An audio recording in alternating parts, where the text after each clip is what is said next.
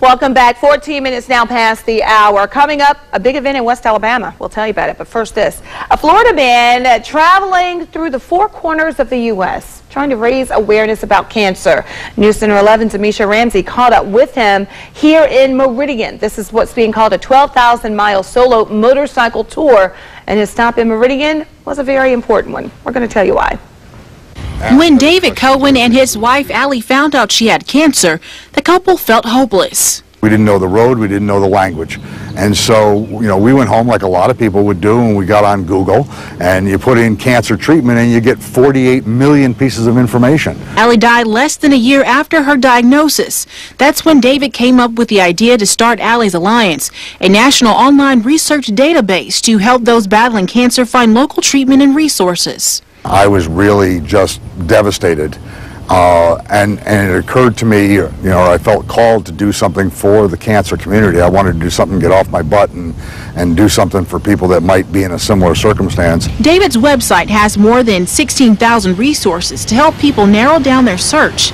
David has challenged himself to complete a 12,000-mile solo motorcycle tour in hopes of growing the amount of registered providers on his website.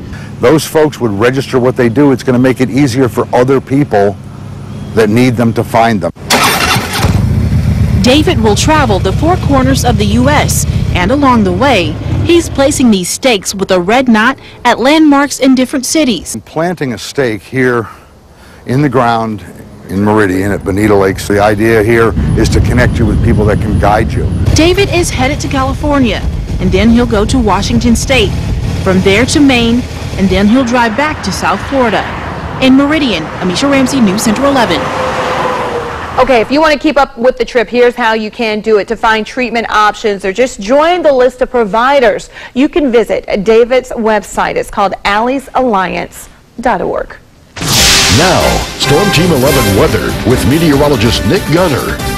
Well, it's going to be a very hot and humid Independence Day for us across the Twin States, and we're already seeing lots of sunshine out there in our Alpha Church Cabaret Network overlooking Sumter County, Alabama, and we're going to keep with lots of sunshine in the forecast as we head throughout our day today, not only over West Alabama, but over East Mississippi as well. Check out these temperatures. We're already in the 70s region-wide across the Twin States, coming in at 75, in fact, here in the Queen City. Livingston, you're sitting at 75, 74 in Butler, and 74 right now in Forest, and we're looking at highs today in the 90s.